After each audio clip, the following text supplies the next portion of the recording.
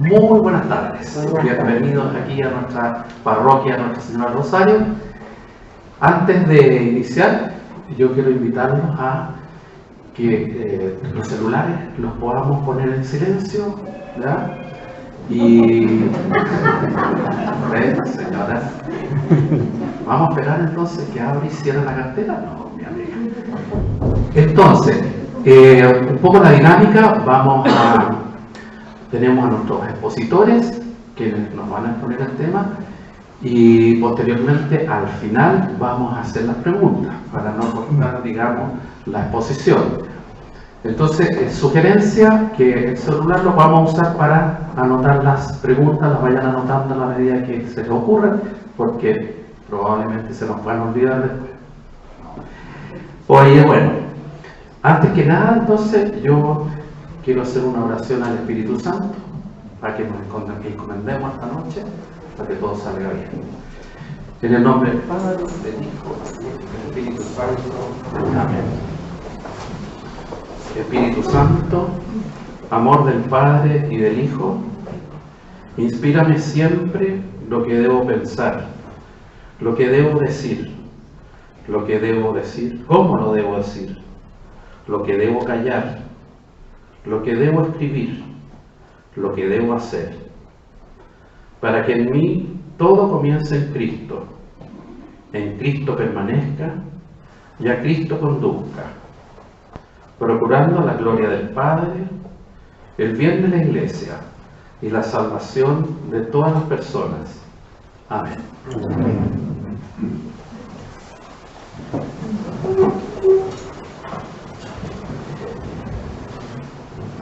Antes que nada, en nombre de nuestro párroco y de todo el equipo de formación de la parroquia Nuestra Señora del Rosario, queremos darle la más cordial de la bienvenida. Nuestro párroco está ausente, se tomó esta semana de vacaciones, así que mandó él su cordial saludo. Estamos nuevamente en este nuevo conversatorio que estamos seguros va a ser bastante enriquecedor, sabiendo que es un tema de mucho interés.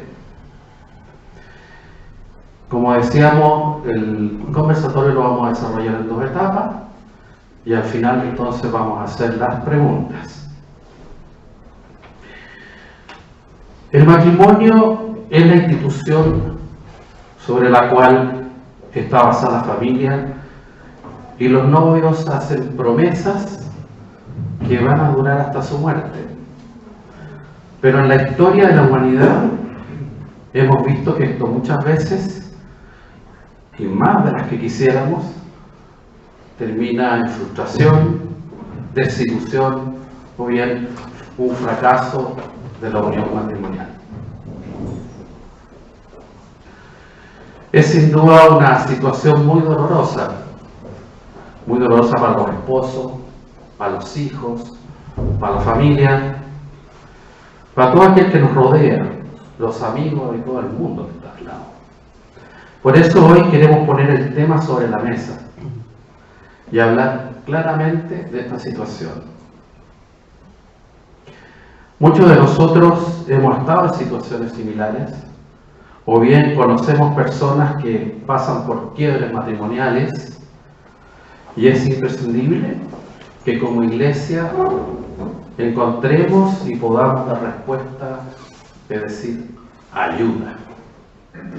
Es por eso que hoy contamos con la presencia de Bernardino Arance.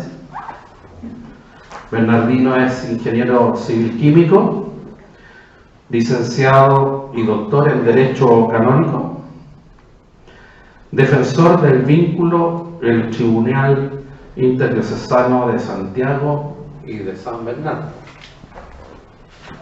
Bueno.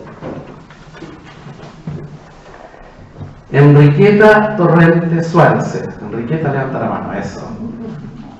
Ella es abogada de la Universidad Complutense de Madrid, abogada rotal en el Tribunal de la Rota de Madrid. ¿Qué es la Rota y qué es el rotar? ya vamos a decir que lo explique, pero en un poco es el abogado que puede actuar ante el tribunal eclesial. Ya, sí, ¿cierto? Que comprueba y de forma preliminar si existen las condiciones establecidas por el derecho canónico para presentar la causa de nulidad matrimonial ante la Iglesia. Eso lo quise buscar antes de... Sí, porque yo no tenía idea de qué es lo que era eso. Así que lo busqué en Google. Ya está. Defensora del vínculo en el Tribunal Interdiocesano de Santiago. Y luego tenemos a Cristiana Arpea y Vieta, abogada de la Universidad de los Andes, con vasta experiencia en regímenes matrimoniales, capacidad de los cónyuges, disolución del vínculo y extinción de la sociedad conyugal. De antemano, muchas gracias a cada uno de ustedes y sin más preámbulo, entonces demos inicio a este nuevo encuentro y dejamos con ustedes a nuestros queridos invitados para que desarrollen el tema. Les dejo otro micrófono pues, y después al final.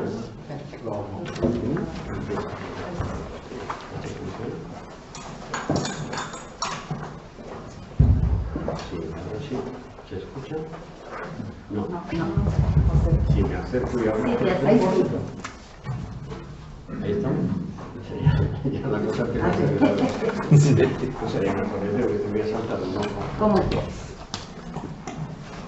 Esto sí. Bueno, buenas tardes, bienvenidos. Gracias por la presentación. Efectivamente, nosotros lo que habíamos intentado es hacer lo más rápidamente posible un punteo tanto en el derecho civil natural y canónico del matrimonio y luego pasar también a ver un poco las partes de cuando se da la ruptura, cómo se puede hacer, el trabajo que se hace en el tribunal interdiocesano, en los tribunales diocesanos en general. Pero quería, vamos a ver si conseguimos que ese sea un punteo rápido, porque yo a lo que más valor pienso que puede tener son las preguntas que ustedes hagan. Y en la medida de lo posible, pues ahí vamos respondiendo. Entonces tenemos una civil en Chile, para que pueda también hablar de la legislación chilena, y por otro lado estamos los que nos dedicamos al mundo extraño del derecho canónico, que es muy divertido. Bueno, es muy distinto al civil. Bueno, lo primero que tenemos que ver es el matrimonio natural. ¿Qué es el matrimonio? A ver, si se me escapa algún garabato, ustedes perdonen, soy un poquito mal hablado, pero ustedes disculpan, esto de extranjeros raros, vale. Cuando a un sustantivo le ponemos un adjetivo, normalmente estropeamos el significado. O sea, ustedes habrán tenido, saben lo que es una democracia, ¿verdad? Cuando le ponemos un adjetivo a la democracia, normalmente la cosa nos deja un poco perplejos, ¿no? Democracia popular, y dice, esto no tiene ni es popular ni es democracia. Algunos vivimos en lo que era entonces se llamaba una democracia orgánica, que no era ni orgánica ni democracia tampoco, pero bueno. Lo mismo te pasa con el matrimonio. Cuando el matrimonio te dice matrimonio igualitario, dices, otro hueso, no, otro perro con ese hueso, ¿no? Entonces ya estás estropeando el asunto, ¿no? Matrimonio natural es un contrato anterior a la Iglesia, de lo contrario no hubiera funcionado la humanidad, por el cual un hombre y una mujer se comprometen a hacer una familia. Ya después, cuando veremos las causas de posibles nulidades, pues nos vamos a encontrar matrimonios que son un acuerdo para comprar departamentos, ¿no? Dicen ustedes, eso se llama una inmobiliaria, ¿no? ¿Cómo le llaman aquí? Eso, una sociedad inmobiliaria, eso no es un matrimonio. Dentro del matrimonio hay una serie de elementos que van a ser absolutamente imprescindibles para el matrimonio, que es la unidad, uno con una, que es para siempre, que es para formar una familia y por tanto tiene que estar abierto a los hijos. Si vienen o no vienen es otro problema, pero el tema de esa apertura. Cuando alguno de estos elementos falla, por lo que sea, no hay matrimonio natural. Ojo. Y eso es lo que te va a decir el derecho canónico. Si hay matrimonio natural, ahí hay matrimonio. El matrimonio, desde el punto de vista canónico, es ese matrimonio natural elevado por el mismo Jesucristo a la categoría de sacramento. Pero sigue siendo lo mismo. ¿Sí? La indisolubilidad, que el matrimonio es para siempre, ¿no? La familia, la ayuda mutua, esas son las distintas notas que caracterizan al matrimonio natural y por tanto deberían caracterizar también al matrimonio civil, aunque ahora nos contarán que no en todo no es así, y al matrimonio canónico. Hasta aquí matrimonio natural. Parece que no hay ninguna duda al respecto, ¿no? Pues si nos hablan después. Entonces, matrimonio civil, le pasamos la pelota a Cristiana. Hola a todos.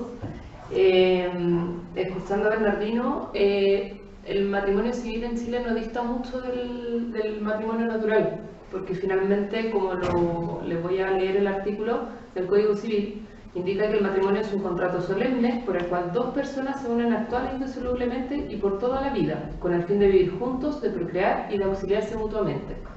Entonces, si se dan cuenta, hay varios factores que son similares.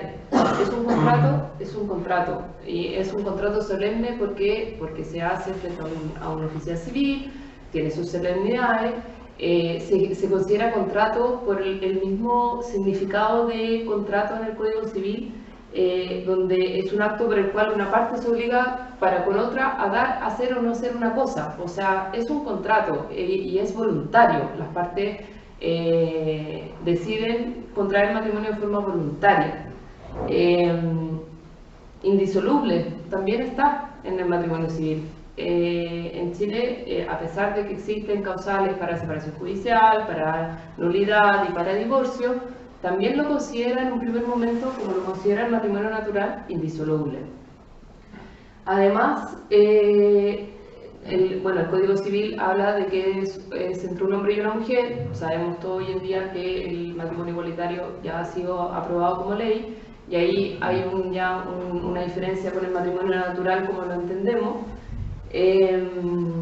Y la finalidad es vivir bajo el mismo techo, asistirse uno al otro en las buenas y en las malas y tener hijos. Y ahí está el concepto de familia. Eso es ser familia. Entonces, como pueden ver, el matrimonio civil en Chile no dista mucho del matrimonio natural. Cumple con prácticamente todos los requisitos del matrimonio natural. Sí, efectivamente lo cataloga dentro de un contrato como quizás algo más técnico, y se generan obligaciones y derechos entre los cónyuges. Entonces, efectivamente, el matrimonio civil genera una serie de obligaciones y derechos que es guardarse fe, socorrerse y ayudarse mutuamente, deberse respeto mutuo y protección recíproco, vivir en un hogar común. Eso es parte de un matrimonio en Chile. Dos cónyuges que no vivan en un hogar común es una de las causales para separación judicial o para divorcio o para nulidad. Pero el matrimonio esencialmente es vivir en un hogar común, procrear, formar familia. Y habla también de las necesidades de la familia común atendiendo a cosas económicas y regímenes de bien entre ellos, que vamos a entrar a ahondar más adelante. Canónico. Gracias. El derecho matrimonial canónico no dista mucho del derecho que he hablado del matrimonio natural. La Iglesia Católica en el Catecismo y en el Código de Derecho Canónico lo establece: alianza matrimonial por la que el varón y mujer constituyen entre sí un consorcio de toda la vida, ordenado por su misma índole natural, al bien de los cónyuges y a la generación y educación de la prole, que fue elevado por Cristo nuestro Señor a la dignidad de sacramento entre bautizados. Por lo tanto, bueno, uno dice consorcio de toda la vida. Bueno, no hay que ir a las palabras tan técnicas, pero lo que está claro es que es para toda la vida. Igual que en el matrimonio civil, que decía Cristiana, ¿no? El bien de los cónyuges y estar abierto a la vida, ¿no? Y el derecho también a educar a esos hijos que llegan a un matrimonio. Yo creo que todo lo demás lo vamos a ir poco a poco desgranando, ¿no? Porque ya con esta pequeña definición, de ahí viene todo lo demás y lo que implica formar una familia y lo que implica realmente ese matrimonio canónico. Yo creo que ahora sigo yo con los problemas frecuentes. No, pero problemas frecuentes. Que efectivamente, ¿no? ¿Qué pasa? Que, bueno, yo para eso siempre he sido bastante categórica. En Chile siempre me dicen que es por mi naturaleza española, que yo creo que no, que es una cuestión de formarse y educarse para la vida. O sea, al final uno, cuando es pequeño, vive la fe dentro del hogar, ¿no? Dentro de su familia le van inculcando unos valores y cuando va a la parroquia se prepara para hacer la primera comunión, que normalmente son 2 o 3 años de preparación los fines de semana. Si uno sigue yendo a la parroquia, acaba preparándose para la confirmación, que también implica unos años de preparación. Y uno llega a la universidad y se prepara académicamente para profesionalmente poder ejercer y poder tener un sustento económico. Pero hoy en día no nos preparamos para lo que realmente es el verdadero sentido de la familia. No nos preparamos para el matrimonio. Cuando una pareja de novios quiere casarse y en la parroquia le dicen tiene que hacer usted un cursillo, siempre es lo mismo. ¿En serio? ¿Por qué? ¿Cuánto dura? Es que no puedo, es que el trabajo, es que... O sea, ¿cuánto le dedicamos al resto de cosas en nuestra vida? Y lo más importante, que es la convivencia de uno con una para siempre, no queremos dedicarle ni un minuto. Entonces yo creo que ahí radica el primer problema frecuente, ¿no? El hecho de que no queremos prepararnos, que no queremos... O sea, me enamoro y como lo que sigue es, oye, llevamos saliendo y pololeando 5 años, igual no puedo tomar un café que pedir cita a la iglesia, ¿no?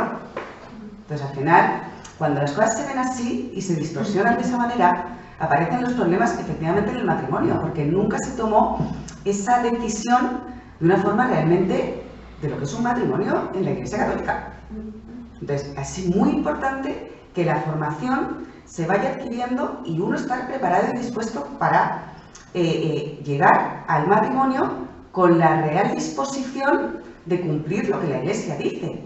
Porque si no, como decía una amiga mía, eso no es matrimonio. Como decía Bernardino, eso no es matrimonio. O sea, eso podría ser quedar a tomar café, nos gusta jugar polo juntos, nos gusta ir al cine, pero si me hago la cama o no me la hago, o si me preparas tú el café o no, o es que yo recojo más y tú recoges menos, o es que has dejado la ropa tirada en el suelo. Y entonces llega el primer conflicto, ¿y qué pasa? Que me voy a donde mi mamá, que me voy a donde mi papá.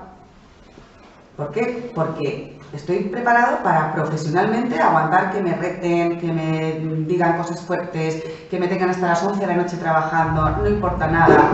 Pero cuando tengo una vida en común, y llego todos los días a las 11 de la noche porque lo prioritario es mi carrera profesional, estamos descuidando al otro. Por lo tanto, ya no estamos, efectivamente, ante lo que decía la Iglesia, ¿no? El bien de los cónyuges y el cuidado de los cónyuges, porque lo estoy descuidando.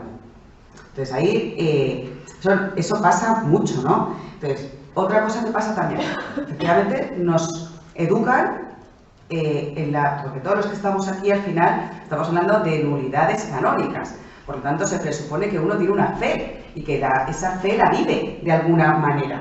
Entonces, ¿qué pasa? Que tú llegas y dices, oye, me quiero casar, pero yo ya no voy a misa los domingos. ¿Pero cómo no me voy a casar por la iglesia? Yo quiero mi vestido blanco, yo quiero mi tremenda fiesta, yo no quiero que la abuelita esté muy triste porque no me casé por la iglesia, yo no quiero que me digan, oye, ¿cómo no te casaste por la iglesia y que haya copucha por atrás? Entonces, ¿me caso por la iglesia? Bueno, pues tampoco. Porque entonces ahí también estamos casándonos por los demás, no en una libre decisión de que yo me quiero casar y asumir lo que exige un matrimonio. Entonces, claro, este tipo de problemas, ¿qué es lo que quiere mi madre? ¿Qué es lo que quieren los demás? ¿Qué es lo que...? No, o sea, uno tiene que decidir libremente. Otra cosa que siempre, bueno, pues que son los problemas frecuentes, el embarazo. Entonces, oye, me quedé embarazada, nos casamos. Pues tampoco. Tampoco el quedarte embarazada supone que te tengas que casar. O sea, antiguamente se veía mucho más, pero es que hoy en día sigue pasando. Entonces, oye, siglo XXI, o sea, no hace falta casarse porque me haya quedado embarazada. Tendremos el compromiso de padre y madre con ese ser que gracias a Dios ha llegado, es un don, quizá no es el momento, quizá pueden ser otras cosas, pero eso no te obliga a que tengas que casarte. La iglesia te dice, te quedaste embarazada, te casas. No. Entonces, hay que acompañar al cristiano desde todos sus inicios y sobre todo para dar el paso al matrimonio. De verdad es muy importante que estemos preparados para saber lo que se nos va a venir.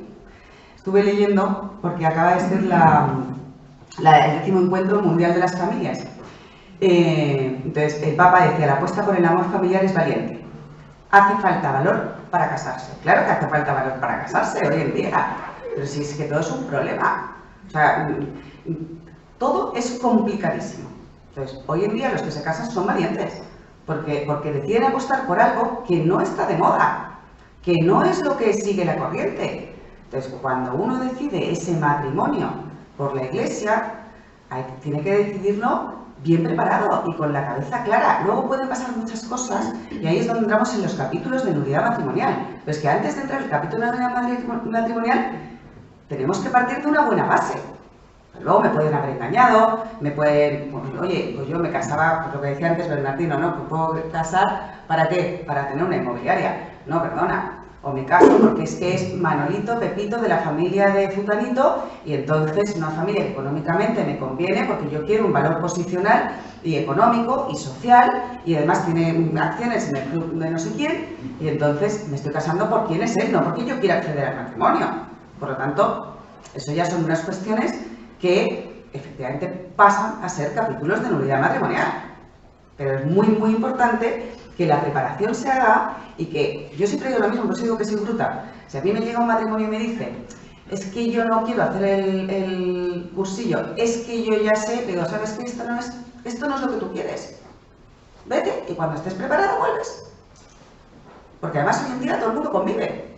O sea, la convivencia previa al matrimonio se da prácticamente siempre. Entonces, ya han convivido, vienen a la iglesia, se quieren casar, se casan, 5 minutos después no funciona el matrimonio. Pero los 12 años anteriores de convivencia sí. ¿Pero qué pasó? Si es que además está elevado a sacramento. Tienes la gracia de Dios para que ese matrimonio pueda funcionar. ¿Qué ha pasado? Que nos hemos movido por nuestros intereses económicos. No por nuestros intereses de formar una familia, no por nuestros intereses de donarme al otro, de poder proteger a mi cónyuge y que mi cónyuge sea todo y para toda la vida. Entonces, bueno, ahí ahora le voy a pasar a Cricri para que hable de lo que es la separación civil. Ya, bueno, mi parte es más fría, debo decirlo. Porque efectivamente el registro civil no te pide un curso ni te pide una validación de preparación. Pero sin perjuicio de eso, también creo que es una decisión que tiene que ser consciente. Ya más técnicamente hablando, por ejemplo, tenemos la parte como patrimonial y de regímenes matrimoniales, donde cuando dos personas deciden casarse tienen que elegir un régimen. Entonces, en Chile tenemos 3 regímenes: sociedad conyugal, separación total de bienes y participación en los gananciales. En estricto rigor, si nada dicen las partes, por defecto es sociedad conyugal, que es la institución más antigua, donde finalmente hay una comunidad de bienes entre los cónyuges que es administrada por el marido. La mujer puede tener su patrimonio separado, reservado se llama, que en el fondo es el patrimonio de, por ejemplo, todas aquellas propiedades compra con dineros propios que son obtenidos por un trabajo distinto a su marido, y ella tiene administración de esos bienes, pero todo el resto es administrado por el marido. Entonces, ahí hay una comunidad de bienes que es muy importante definir si realmente se quiere tener. ¿Por qué? Porque los problemas empiezan también cuando, oye, vendamos la casa, no, porque necesita la autorización y mi señora no la quiere vender. No, pero ¿por qué vamos a hacer este tipo de transacción si yo no quiero? Entonces ahí empiezan a surgir los problemas. La comunidad de bienes, la sociedad conyugal, patrimonialmente hablando, requiere la acción de ambos. Entonces hay que estar seguro en querer elegir ese régimen y querer realmente compartir todo, porque finalmente en eso afecta. Después está la separación total de bienes, que cada uno tiene sus patrimonios separados y en el fondo no hay necesidad de actuar con la autorización de uno u otro. Y la participación en los gananciales, que finalmente es una mezcla de los primeros dos anteriores, donde cada uno tiene su patrimonio antes del matrimonio y todo lo que entra después del patrimonio es común, y al momento de liquidar o de divorciarse, etc., el que tiene mayor gananciales tiene que compartirlos con el que tiene menor gananciales. En el fondo se hace una liquidación prácticamente, es un ejercicio matemático en números, muy concreto. Ahora, después, cuando ya empiezan todos los problemas, hay varias vías. Está la separación judicial, está el divorcio, está la nulidad. En cuanto a la nulidad, voy a partir por eso, que es lo que menos se usa hoy en día. La nulidad en Chile se usó hasta el 2003-2004, que se promulgó la ley de divorcio, y era una nulidad muy mal usada, porque finalmente era la opción, porque no existía el divorcio. Hoy en día la verdad es que la nulidad civil poco se usa, y finalmente las causales son causales graves, que haya un incumplimiento de alguno de los requisitos del contrato. El otro día lo conversábamos, muchas veces se decretaba una nulidad porque se habían casado en una comuna que no era de la residencia de los cónyuges, o no, es que en realidad no era capaz a la edad en que contrajo el matrimonio. Finalmente buscaban una razón para poder llevar a cabo la nulidad, y que es el único trámite hoy en día que te devuelve el estado civil de soltero o soltera. En cambio, hoy en día se usa más la separación judicial o el divorcio. La separación, ¿cuál es la diferencia? La separación judicial solo suspende el deber de los cónyuges de vivir en el hogar común, de fidelidad y de cohabitación. Todos los otros deberes se mantienen, el de auxiliarse mutuamente, el establecimiento de los hijos, etc. En cambio, el divorcio sí, y además de la separación judicial, se mantiene el vínculo marital. En cambio, en el divorcio sí se acaba el vínculo marital y no hay ningún deber y obligación, salvo los que se establezcan en el mismo trámite. Tanto la separación judicial como el divorcio pueden ser solicitados a tribunales unilateralmente o de común acuerdo, y en ambos casos se pueden, en el fondo, regular todo tipo de... nosotros le llamamos el acuerdo regulatorio completo y suficiente, y ahí se ve visita a los hijos, pensión alimenticia, compensación económica, pensión de alimento, ya lo dije, pensión de alimento y cualquier tipo de ítem de los deberes y obligaciones puede quedar decretado frente a un tribunal. Entonces existe hoy en día también la mediación familiar, que es como un paso previo a la separación o al divorcio. Y en la mediación familiar hay especialistas, mediadores familiares, donde en el fondo acompañan a las partes y llegan a un acuerdo, y ese acuerdo después como que lo ejecuta el tribunal y lo da por sentencia. Y puede ser un antecedente el día de mañana para un divorcio o para una separación judicial. Todo esto obviamente son trámites judiciales y son oponibles a terceros solo una vez que quedan subinscritos en el registro civil. El matrimonio, al ser un contrato celebrado entre el registro civil, finalmente es el certificado del registro civil de matrimonio con todas sus subinscripciones son las que son oponibles a terceros. Es decir, si yo me divorcio pero no lo inscribo en el registro civil, para ustedes yo no soy una persona divorciada, yo sigo casado. Porque la única forma, el acto público de la subinscripción en el registro civil es la única forma de yo presentarme con un estado civil de divorciado. Y así terminan los procesos. Eso por mi parte, y yo creo que voy a esperar las preguntas, porque ahí pueden haber varias preguntas. Ya, el tema de separación de bienes, les voy a contar que con mi señora tenemos separación absoluta y total de bienes. Tenemos dos cuentas corrientes y ella maneja las dos. Porque lo hace bastante mejor que yo. Yo creo que soy una de las pocas personas en el mundo a las cuales Visa le ha debido plata. Yo le presté plata a Visa. O sea, se pueden imaginar el por qué ella maneja las dos cuentas. Bueno, Ya vamos a entrar un poco en el tema canónico, que yo creo que es el que más les ha llamado a ustedes para venir aquí. Uno, la separación. Separación, a veces la misma Iglesia te lo va a decir, te lo va a aconsejar. Supongamos que hay una persona que de pronto empiece a tener pues una crisis de esta psicopática extraña, donde ve marcianitos verdes por todos lados y quiere matarlos. Entonces, evidentemente, si una persona te llega y le dice eso al párroco, el párroco te va a decir, bueno, vamos a ver cómo arreglamos esta situación con un psiquiatra, pero mientras tanto quítate del medio. Eso es una separación. Es una separación material. A veces, no sé, por temas de trabajo, el marido y la mujer están separados. A mí me ha tocado varias veces, hasta que descubrí que se podía hacer otra cosa, el tener que irme fuera, es una semana, 10 días, porque estoy trabajando fuera. Es una separación material. No cambia para nada la existencia de ese matrimonio. Vale. Después tenemos, ya empezamos con los bulos, yo lo siento, pero es que a veces te llegan unas cosas que uno dice, madre mía, ¿dónde habrán sacado esta noción? El estar separado es estar excomulgado. Dice, joder, ¿quién te ha dicho eso? Para ir a sacarme la mugre, lógicamente, porque es una cretinada. Pero pasa. Hace poco encontré a una pobre señora que el marido pues había cambiado de modelo por uno más reciente. Y claro, la señora estaba separada. Y el párroco, sin entrar en juzgar a nadie, pero le dijo que no podía entrar en la iglesia. Esto no estoy hablando del 1800, estoy hablando de hace 7, 8 años. Ahí te dan ganas de preguntar. No, me quedo callado.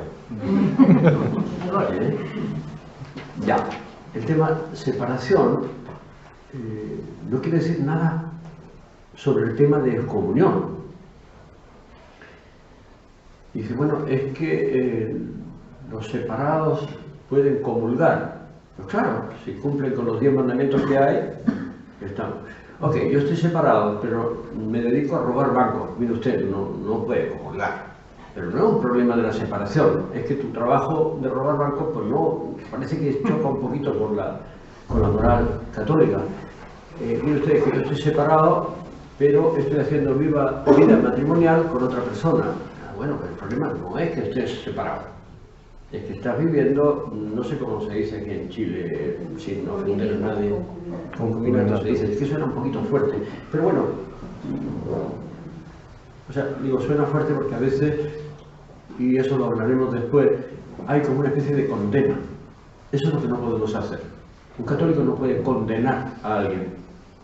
La cosa está mal, eso de robar bancos no está bien, pero hacia la persona yo tengo que sigue siendo esa persona, sigue siendo hijo de Dios. Señores, y hasta Putin es hijo de Dios. Entonces dice, bueno, sí, se ríe, pero es que a veces cuando te llegan causas matrimoniales donde te das cuenta que ha habido una falta de caridad bestial con esa persona, probablemente con buena intención, lo voy a juzgar, te entran ganas de eso de quemar algo, pero bueno. Ok, la nulidad. Una cosa es la separación y otra cosa es la nulidad. Nulidad no es divorcio. Para nosotros, los católicos, el matrimonio es para siempre. Te casaste y estás casado por el resto de tus días. La separación, la anulación, eso es lo que hacen en el civil, que ahí donde ya dice, bueno, ahí discrepamos, ¿no? Pero bueno, no es un divorcio, es una declaración de que fue nulo. Yo siempre pongo el mismo ejemplo. Vamos a suponer que con alguno de ustedes nos ponemos de acuerdo en que le voy a vender la Torre Eiffel. Me gustaría tener la Torre Eiffel, ¿verdad? Ok, nos ponemos de acuerdo en el precio, pues 5 millones de dólares. No es demasiado caro, bueno, a lo mejor, bueno, ok. Nos vamos a un notario, me llega con el vale vista de 5 millones, firmamos ahí todo el mundo, con tinta roja, tinta verde, lo que haga falta, le ponemos todos los sellos de la notaría y ese acto ha sido nulo, porque yo no soy el propietario de la Torre Eiffel. Digo por si alguno lo dudaba, ¿no? Entonces, hemos hecho todo lo humanamente que teníamos que hacer. Nos hemos ido delante del cura, hemos dicho que sí para toda la vida, pero pues resulta que una de las partes no es dueña de la Torre Eiffel. Ese matrimonio tuvo la apariencia de matrimonio. Entonces la Iglesia lo que te hace es decir, oiga, eso fue nulo, porque usted no tenía la Torre Eiffel. ¿Se entiende la diferencia, verdad? Ok. La separación te mantiene absolutamente todas las obligaciones propias del matrimonio, incluida la fidelidad. Cuando la Iglesia le dice, oiga, por favor, sepárense porque se van a matar, uno de los dos se va a matar, o va a matar al otro. Ahí sigue quedando todas las obligaciones propias del matrimonio. Y se supone que va a ser una cosa temporal. Siempre, antes de empezar un proceso de nulidad religiosa, canónica, ya lo civil lo hemos dejado aquí aparcado. Lo primero que hay que ver es que si se ha hecho todo lo posible por reunir las partes. Porque a veces puede ser, ¿no? Decir que, oye, de pronto me doy cuenta que mi señora es del Colo-Colo, ¿no? ¡Ay, qué desastre! Entonces nos tiramos los trastos a la cabeza. Y luego a lo mejor hay alguien que te puede ayudar a decir, oye, pero si los del Colo-Colo también son hijos de Dios. Ah, sí, tal. Entonces ahí puede arreglarse la situación. Antes de un proceso de nulidad canónico, siempre hay que constatar que se ha hecho todo lo posible. Y después empezamos a entrar a picar, a ver si hay Torre Eiffel o no. ¿Qué pasa con los separados, con los casados civilmente, con las anulaciones? A ver, aquí en la parroquia tenemos dos grupos, no me pregunten cómo se llaman, pero después hay expertos que nos van a decir. Uno que es acogida y escucha, ¿verdad? Para gente que está con problemas. Y luego tenemos también otro grupo específico para gente que está en esta situación, que siguen siendo hijos de Dios. A ver, consigo transmitir la idea, ¿verdad? No han dejado de ser hijos de Dios. Y la Iglesia sigue estando abierta para ellos. Aquí tengo unas palabras del Papa que se las voy a leer ahora después, donde está hablando de que esa apertura de la Iglesia a todo en cualquier tipo de condición. Vale. Lo tengo aquí. Perdón que me interrumpa a mí mismo, pero la Amoris Laetitia te dice, el camino de la Iglesia es el de no condenar. Voy a poner esto para no decir burradas. Es el de no condenar a nadie para siempre y difundir la misericordia de Dios a todas las personas que la piden con corazón sincero. Entonces, hay que evitar los juicios que no toman en cuenta la complejidad de las diversas situaciones y hay que estar atentos al modo en que las personas viven y sufren a causa de su condición. De siempre la Iglesia te dice, nadie puede juzgar sobre las conciencias, ni siquiera la Iglesia misma. Sí, yo puedo decirte, esto que está haciendo usted está mal, está usted robando banco, y eso no está bien. Pero no sé qué hay en la conciencia de esa persona. Yo no lo puedo condenar por eso. O sea, primero para empezar, que soy un desgraciado que no tienen por qué condenar a nadie. Pero es que no tengo ni que juzgarlo. Pero bueno, ya el Papa nos dice eso, es decir, el camino de la Iglesia es el amor a todos. ¿Sí? Ya después, ahora entraremos en los procesos de nulidad y le paso la pelota. Gracias. Bueno, lo más importante de un proceso de nulidad es la búsqueda de la verdad. Entonces, cuando alguien quiere solicitar la nulidad matrimonial, lo primero que tiene que acudir es a la parroquia o a alguien que conozca, a alguien que sepa que se dedica a este tipo de temas, que entiende, que sabe de qué es. Oye, a lo mejor hace años que no estoy cerca de la iglesia, pero voy donde mi amiga, que sé que está cerca, y le digo, oye, tengo este problema. ¿Cómo lo puedo hacer? Bueno, pues me voy a la parroquia, ¿no? Y pregunto, oiga, padre, estoy en esta situación, quiero pedir una cita con usted, quiero hablar porque necesito saber. También se puede ir uno directamente al tribunal, lo que pasa es que creo que es mucho más fácil partir por la iglesia que uno la tiene cerquita de casa que irse al centro a buscar el tribunal. Entonces, bueno, ahí es importante el ponerse en contacto con un abogado especialista, con un sacerdote, con alguien para que uno le cuente la verdad. O sea, de verdad que lo que se busca es la verdad. O sea, no estamos hablando de algo civil, y por eso lo decía antes Bernardino, es un proceso durísimo, porque es un proceso de curación y sanación del alma. Entonces, claro, cuando uno acude a solicitar su nulidad matrimonial, tiene que abrir su alma y decir, oye, pues es que pasó esto y esto y esto, y volver a revolver todas esas cosas y volver a ese pasado y darte cuenta de que tú no lo habías visto y de que tú te pensabas que lo que estabas haciendo era lo correcto y que lo estabas haciendo bien, y resulta que ahora te dicen que no, que lo más probable es que una vez que se juzgue te digan que nunca existió el matrimonio. ¿Qué pasa con mis hijos? ¿Qué pasa a nivel social? ¿Qué pasa? O sea, es un palo duro, duele mucho, pero no tenemos que olvidarnos de que lo que busca un proceso de nulidad es la verdad, alcanzar la verdad, y si uno omite cosas, puede que su procedimiento no salga porque omitió cosas y no se alcanzó la verdad. Entonces, es muy importante. Una vez que, como decía Bernardino, ¿no?, que también es importante haber intentado solucionar las crisis, intentarlo de verdad, con un corazón abierto a decir, oye, yo quiero solucionar y salvar este matrimonio, hasta los límites personales, evidentemente. Uno no puede desquiciarse, ni volverse loco, ni acabar con antidepresivos en psiquiatras, no, o sea, quiero decir, lo humanamente posible, con la ayuda de Dios, en oración con el Señor y demás, intentar solucionarlo. ¿Que no se puede solucionar? Bueno, me voy a la parroquia y me hacen una entrevista previa, y ahí es donde uno tiene que contar la verdad y donde uno tiene que decir qué es lo que pasó, qué es lo que no pasó, porque ahí el abogado ya os va a decir, oye, este es el posible capítulo de nulidad, pero si yo no le cuento va a ser muy difícil. A mí me pasa en Chile, y también lo digo porque soy bruta, que me pasan muchísimas causas de nulidad. La gente no se atreve a contar que no quisieron tener hijos. Qué fácil sería hacer un proceso de nulidad cuando hay una exclusión de la prole.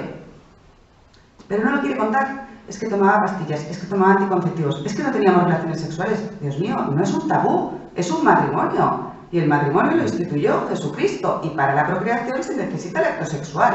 Entonces, si no eres capaz de enfrentarte al abogado y decirle, es que impedimos tener hijos, claro, me voy a ir a dar vueltas, y a dar vueltas, y a dar vueltas. Y al final puede que salga el proceso de nulidad por otro asunto, pero la base ¿dónde estaba? En que no querían tener hijos. Entonces es súper importante decir la verdad, aunque sean cosas que parecen que ¿cómo le voy a contar? Cuéntalo. Eso que uno dice, ¿cómo le voy a contar? Cuéntalo. Eso es lo primero que tienes que contar. Esto es como la confesión, ¿no? Que es lo primero que digo, el pecado que más me cuesta decir. Bueno, pues aquí lo mismo, lo que más me cuesta decir, se lo digo al abogado. Porque necesita las herramientas para poder trabajar, para poder indagar. Y ahí, efectivamente, cuando uno conta toda su verdad, estudia las posibles causas de nulidad matrimonial. Entonces luego ya le irá asesorando, le irá diciendo, oye, pues mira, voy a necesitar esta documentación, porque lo primero que te van a pedir es tu certificado de matrimonio civil y canónico, te van a pedir la partida de bautismo. Normalmente no lo piden, o sea, no se exige, pero lo suelen pedir. ¿Hay hijos? Partida de bautismo de los hijos. Bueno, pues también, entonces hay que hacer como una indagación para volver a recuperar todos esos papeles, para poder entregarlos. Todo eso lleva también un tiempo, o sea, eso no es inmediato. Yo voy, oiga, que quiero esto. No, o sea, todo eso son una fase que es lenta porque son trámites burocráticos, entonces se necesita toda esa información. Si hay sentencia de divorcio o separación civil también se necesita, y si hay informes psiquiátricos o psicológicos también se necesitan, porque muchas causas de nulidad hoy en día, desde luego, en el Tribunal Interdiocesano de Santiago, no sé el porcentaje, Bernardino creo que sí, pero el capítulo que más se solicita es una falta de inmadurez, que problemas psiquiátricos, problemas psíquicos, porque son unos problemas graves que no le impedían. Entonces, Dios mío, bueno, pues toda esa información es importante. Si va al psiquiatra, si va al psicólogo, si le dan unos arrebatos que no hay quien pueda con esa persona y hay que mandarla a casa de su madre de vez en cuando o a casa de los padres porque no soporto esa convivencia, bueno, pues es importante. Y no para juzgar ni criticar al otro, no para destruir mi matrimonio y hacer una copucha de mi matrimonio, no, sino porque de verdad hay que sacar ese dolor, porque eso hace sufrir y ese dolor hay que sacarlo para poder sanar. Entonces, una vez que uno va desgranando toda esa situación en mi vida que es dolorosísima, uno puede trabajar con toda esa información. ¿Qué nos pide la Iglesia, no? Para que el matrimonio sea válido. En el momento del sí quiero se tienen que dar 3 elementos. Tienen que ser 2 personas hábiles, que no tengan impedimento para casarse. Son prohibiciones que la Iglesia establece por motivos serios y deben interpretarse restrictivamente. Algunos son absolutos. Se prohíbe el matrimonio con cualquier persona si ya está casada previamente o si eres menor de edad. Otros son más relativos, como no puedes casarte ni con tu padre, ni con tu hermano, ni con tu tío, ni con tu tía, o sea, vale. Consentimiento válido. El consentimiento es un acto de la voluntad consciente y libre, dirigido a hacer surgir el matrimonio. Es lo más importante. Sin consentimiento no hay matrimonio. Este consentimiento tiene que ir dirigido a crear una relación concreta con Pepito. El matrimonio con una persona relación concreta es matrimonio. Con una persona determinada, Pepito, y una entrega mutua irrevocable. Es decir, yo me caso con Pepito para toda la vida, creo el matrimonio. Y yo, con mi cónyuge, somos los ministros, no el sacerdote. Mi cónyuge y yo. El matrimonio se eleva, se repite ya matrimonio entre bautizados porque somos los ministros. El sacerdote es un testigo cualificado. Entonces, ¿qué se necesita? 2 testigos. ¿Por qué el matrimonio debe ser público? Bueno, pues como decíamos antes, porque es que si no, yo me caso en secreto, puedo estar casándome con 50. Porque en realidad nunca quedé inscrito y me casé de ti y mañana me voy con otro y después con otro y después con otro. ¿Y quién va a decir que yo me casé? ¿No? Pues bueno, de ahí la importancia de que sea público. ¿Qué puede impedir que un consentimiento sea válido? Principalmente algunas dificultades psíquicas que privan de la capacidad para valorar o elegir libremente o para asumir obligaciones conyugales. Simulación o exclusión, que se da cuando se afirma querer el matrimonio tal cual es, pero la voluntad auténtica no quiere el matrimonio, sino una unión sin alguno de los elementos. Por ejemplo, no quiero ser fiel, no quiero la unidad del matrimonio. Yo no quiero tú conmigo para toda la vida y nadie más. No, yo quiero tú conmigo, pero cuando me apetezca me voy. Y ya veo si vuelvo. Bueno, pues entonces no quieres el matrimonio, por lo tanto el matrimonio es nulo porque nunca existió. Porque tú simulaste tu sí y fue un no. No quiero una unión fiel, entonces lo que quieres no es un matrimonio. Una forma jurídica eficaz. Supone prestar el consentimiento de forma pública, para que no quede duda de si se ha celebrado o no el matrimonio. En principio debe prestarse ante un sacerdote o diácono, que es el testigo cualificado, y la manifestación externa del consentimiento matrimonial recibiéndola en nombre de la Iglesia. Es decir, lo que hace es recibe ese consentimiento en nombre de la Iglesia y luego tengo a 2 testigos que también son testigos de que hemos dado nuestro sí quiero. Entonces, ¿qué es lo más importante para saber si un matrimonio es nulo o no es nulo? El consentimiento. La voluntad de ese consentimiento. Si de verdad yo estaba diciendo un sí para toda la vida y con todas lo que implica un matrimonio, o yo decía un sí, pero un sí porque quiero las flores, un sí porque quiero el vestido blanco, un sí porque me da igual tomarme un café que casarme. Entonces, es muy, muy importante eso. Casarse implica elegir a una persona para compartir la vida en unión de amor, pero además optar por una forma concreta de vivir esa unión. Es definitivo, es fiel y es fecundo. Bueno, a ver, me voy perdiendo, perdón.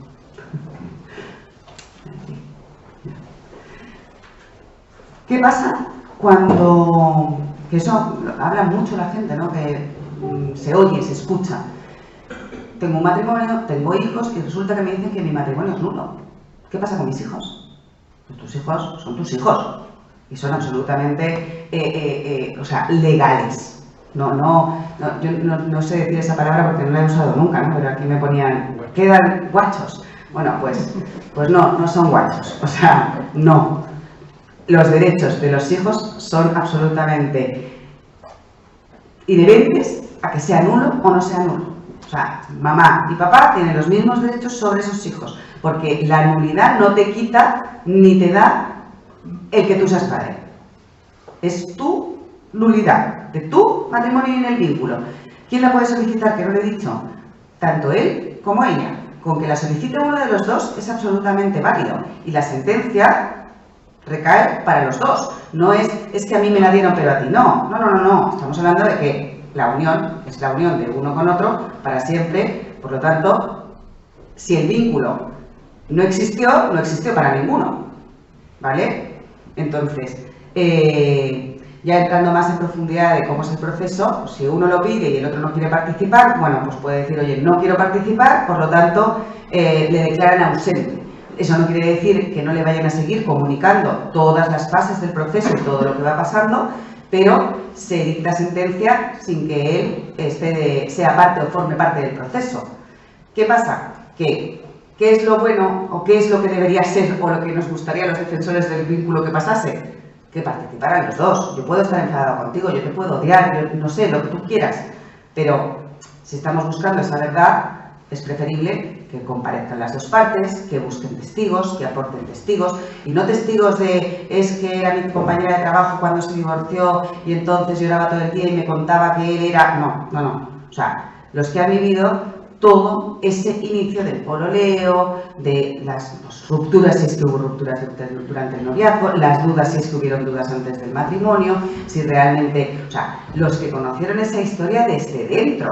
Entonces esos son los testigos que realmente se necesitan para una causa de nulidad. Por eso les estaba hablando, y no lo voy a perder de vista nunca, que busco la verdad. Si busco la verdad, pues no sé, a veces también nos pasa, ¿no? Que llega una causa de nulidad y quieren el testigo que sea la pareja, él o ella, que tienen nueva. Dices, ¿pero qué sabe de tu anterior matrimonio? Nada. Por lo tanto, no me traigas a la persona con la que convives hoy en día, porque encima me tengo que poner colorada. Y decir, no me sirve. Lo quieres mucho o la quieres mucho, pero para que me venga a contar tu dolor ya estás tú. Entonces no necesito que nadie me lo cuente más que la persona implicada. Pues búscame a alguien que vivió esa historia con vosotros, que os llevó de la mano, que estuvo con vosotros en esa etapa de vuestra vida.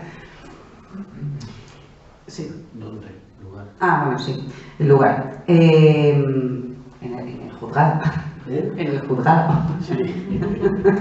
No, normalmente se solicita donde viven los cónyuges. Entonces, pues en el Tribunal Interdiocesano de Santiago o, bueno, pues donde está la última residencia de los cónyuges. Esa es la norma general. No voy a entrar en las 50.000 normas que después puede haber, cuasi domicilio, etcétera, etcétera. Pero lo importante es dónde tengo mi domicilio y a quién pertenece ese domicilio. Al Tribunal Interdiocesano de Santiago, fenomenal. Al de San Bernardo, fenomenal. Entonces, cada uno tiene que ir a solicitarlo al tribunal que le corresponde según el domicilio. ¿O dónde se casaron? ¿A cuál tribunal? Al tribunal canónico, al interdiocesano del Obispado de Santiago, fuera del arzobispado. ¿Qué pasa? Tenemos el abogado, que uno puede buscar un abogado externo, pero un abogado externo que tenga la capacidad o el título de abogado rotal o de abogado canónico. O en el propio tribunal tiene patronos estables. Entonces, cuando tú llegas, es que yo no conozco ningún abogado, no necesitas conocer un abogado, porque el propio tribunal tiene abogados que te van a decir, mira, te corresponde este abogado y ya te van a dar uno de oficio. Entonces, ese abogado va a ser el que te reciba, el que te explique todo el proceso, el que te explique todos los pasos y va a ir contigo de la mano durante todo el procedimiento. Y te va a ir dando los distintos pasos que hay que ir dando. Entonces, pues, he dicho lo de los testigos. Y bueno, ¿qué pasa con cuando llega, ¿no? Y se pide Canon 1095, 2 y 3, que es la incapacidad para asumir obligaciones, la incapacidad por una inmadurez afectiva, bueno, la parte psicológica, psiquiátrica. Bueno, pues cuando un proceso de nulidad se inicia, o el causal que yo estoy buscando precisamente en ese proceso de nulidad es por una incapacidad psiquiátrica o psicológica, voy a necesitar una pericial psicológica. Por lo tanto, voy a tener que hacer un proceso no solo de ir a declarar lo que fue, sino que además tengo que pasar por un perito psicólogo que trabaja para el propio tribunal y están capacitados, se dedican a eso, no es uno externo, no, es uno que trabaja para el propio tribunal porque está capacitado para ello y se ha especializado en ese tipo de campo, a un proceso psicológico. Entonces te van a hacer una evaluación, porque muchas veces, ¿qué pasa? Es que esto es muy largo, es que ahora me han vuelto a llamar, es que ahora tengo que ir, es que no puedo faltar tanto al trabajo, es que, bueno, que es un proceso que busca la verdad. Perdón, ¿cuánto se demora cuando si tu mujer está de acuerdo? Oye, ¿sabes que vamos a esto? Hagámoslo, ya te quiero yo a ti también, esto no puede seguir, después de 35 años casados, vamos juntos para terminar con esto. ¿Cuánto se demora si tú te convences a tu mujer que ya me dijo que bueno, ir y hacer esto? Eso lo va a decir ahora Bernardino. Los plazos que se están más o menos manejando en el año 2022. Y luego tenemos, cuando ya hemos hecho todo el proceso, llegamos a la sentencia. La sentencia de nulidad hace y declara nulo el matrimonio, es decir, nunca existió para ninguna de las dos partes. ¿Qué pasa? Yo puedo puedo apelar a la sentencia. Puedo apelar a la sentencia. O en la sentencia me pueden poner un veto, el famoso veto, que no sé si habéis oído hablar alguna vez del veto, que no deja de ser, claro, si tú te has casado y resulta que te dicen que tu matrimonio fue nulo porque eres un psicópata, que querías matar a tu mujer, y resulta que hoy en día sigues siendo psicópata, pues el tribunal te dice, oiga, que usted es un psicópata y no se puede volver a casar con nadie más. Porque claro, si yo le dejo que usted se case mañana, pues mañana tengo el mismo problema y toda vez que usted se case voy a tener procesos de nulidad todo el tiempo con usted. ¿Ese veto es para siempre? No, ese veto no es para siempre. Como ya he dicho, hay un informe psicológico porque hemos pasado por un perito psicólogo y si yo quiero volverme a casar porque he encontrado a otra persona, porque me quiero volver a casar por la iglesia, tengo que acudir al tribunal y solicitar el levantamiento del veto. Me tendrán que hacer una evaluación psicológica que diga, eso que tenía ya no lo tiene. Ha hecho terapia, se ha curado, un milagro, lo que sea, pero ya no lo tiene, levantamos el veto y podemos volver a casarnos. ¿Vale? ¿Te puedo volver a casar? Sí. Bernard, te paso y te doy la palabra. Los bulos. El proceso canónico larguísimo, son no sé cuántos años. Esa es la pregunta, ¿verdad? Sí. Ok. A ver, la estadística que tenemos, a ver, las causas que han empezado en el 22, la verdad es que no cuentan, o sea, ya tenemos bastantes causas terminadas, del año 22. Estamos, o sea, menos de 9 meses y ya hay bastantes terminadas. Del 21, del 2021, el promedio es de 16 meses. Promedio significa que ha habido causas que han terminado en 8 meses, en 4 meses, porque depende de las causas, y otras que te duran más. Entonces el promedio es 16 meses, que tampoco es demasiado. Si nos vamos más hacia atrás, señores, el tema de la pandemia, el magnífico y maravilloso virus que hemos disfrutado durante estos años, nos ha ayudado bastante a acelerar los tiempos. Hemos pasado de sistema tradicional, manual, papel para arriba, papel para abajo, a un sistema informático, por lo cual los tiempos se han acortado muchísimo. Promedio, entre 1 año y 1 año y medio. Esa es la realidad. De pronto te encuentras procesos que dices, esto va para largo. ¿Por qué? Porque te ponen un testigo en Australia, el otro en Noruega, y empiezas a poner exhortos para un tribunal, con la traducción, que no sé cuánto, y se te alargan los tiempos. Hay veces que también te encuentras con que hay una de las partes que está fastidiando y te hace retrasar las cosas.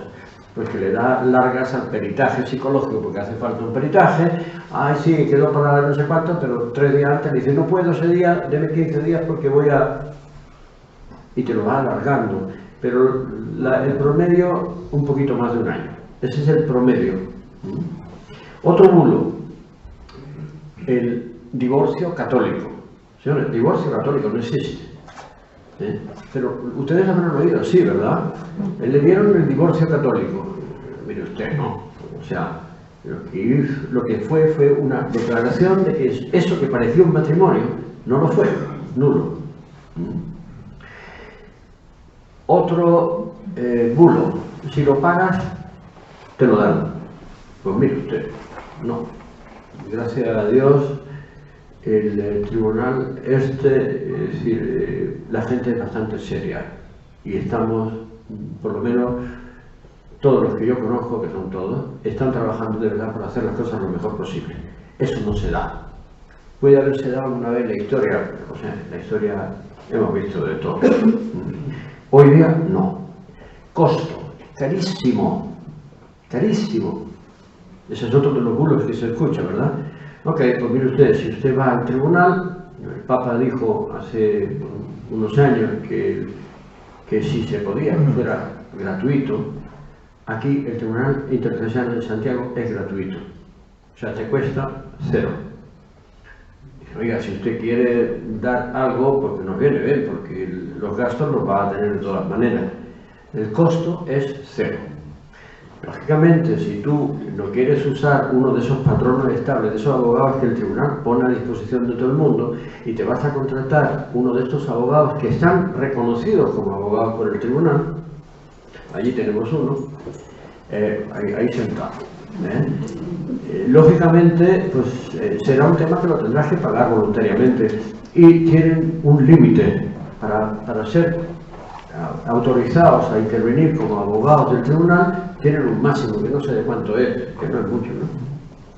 Sí, es son 1.800.000 máximo por las dos instancias, tanto apelación como primera instancia. Ya. Pero el vicario judicial pidió, por lo menos yo hablé con él, personalmente que cobrara más de 1 millón de pesos la primera instancia. ¿Ya? Consideren en eso que, bueno, tal como decía Bernardino, está toda la asistencia. Lleva un proceso también que, acogiéndome un poco a las palabras que dicen ustedes, un proceso de acogida, de escucha y acompañamiento. Eso es una definición que tiene el largo proceso de nulidad. Bien, yo Es importante tu nombre y tu teléfono. Claro que sí, claro que sí, lo vamos a hacer bien. Yo que estoy gordo como una tapia, no he oído nada, te lo ha dicho bien, ¿verdad? Y quiero también recalcar lo que tú dices, que en el fondo han habido algunas personas públicas que han dicho que le han cobrado millones de pesos por el proceso y puedo decir que no es cierto. De hecho, nuestro vicario judicial lo salió a desmentir. Es un proceso donde uno, como dice bien, es costo 0 en principio, pero también se les pide un aporte, porque realmente hay jueces, hay defensores del vínculo, hay todo un trabajo y la verdad que el tribunal eclesiástico se paga con el aporte del 1% dentro de todas las labores que hace la iglesia. Pero, claro, sería un aporte brutal.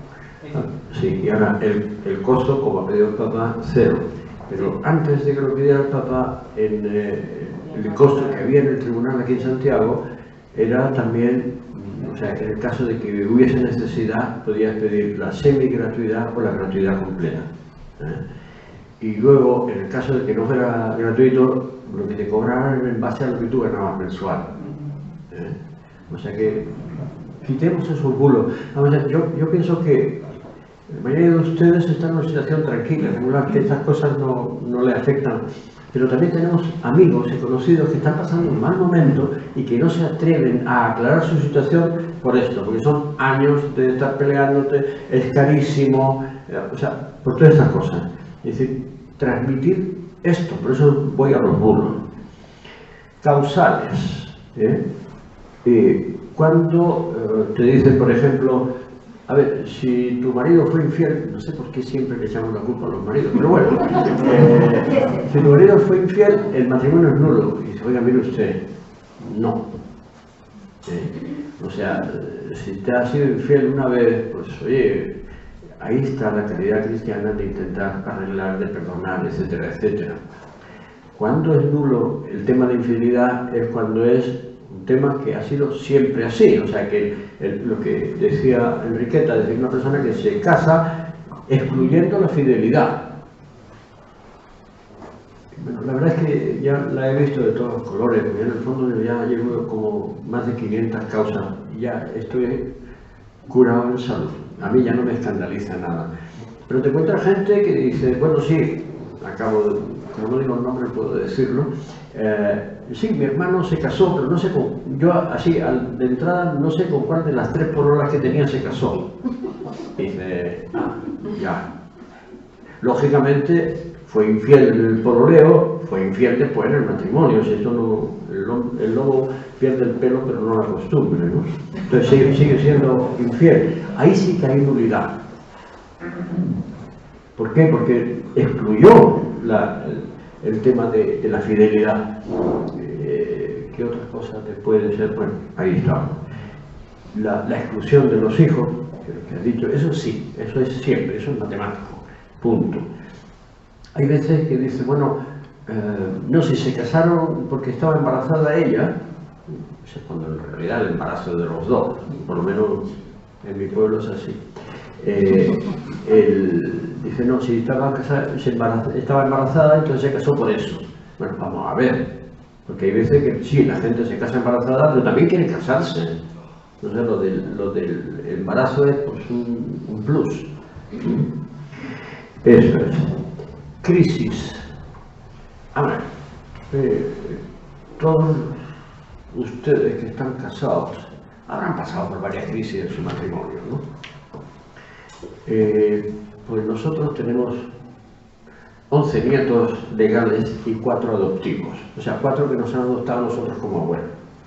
Por tanto, ya la hemos visto de todos colores, hemos pasado de todo. Crisis va a haber en todos los matrimonios. Voy a leerles una cosa, de Amoris Laetitia. Crisis es vencer las dificultades, ser felices de un modo nuevo, a partir de las posibilidades que abre una nueva etapa. Cada crisis implica un aprendizaje que permite incrementar la intensidad de la vida compartida, o al menos encontrar un nuevo sentido a la experiencia matrimonial. Una crisis no es ruptura. Una crisis es una oportunidad de mejorar el matrimonio. De ningún modo hay que resignarse a una curva descendente, a un deterioro inevitable, a una soportable mediocridad. ¿Verdad? Al contrario, cuando el matrimonio se asume como una tarea que implica también superar obstáculos, cada crisis se percibe como una ocasión para llegar a beber juntos el mejor vino. ¿Por qué me llama a mí la atención esto? Porque nos encontramos muchas veces gente joven que dice, chota, si tenéis todo para ser felices, ¿por qué estáis? Y es ese rechazo a la primera dificultad. Si te llega lo más mínimo, esto se acabó. No, joder, o sea, trabajen un poquito para superar eso. Ya. Yo ya, perdón que nos hayamos alargado entre cosas y otras, preguntas, que era lo más interesante y lo que... vale, ya tenemos aquí.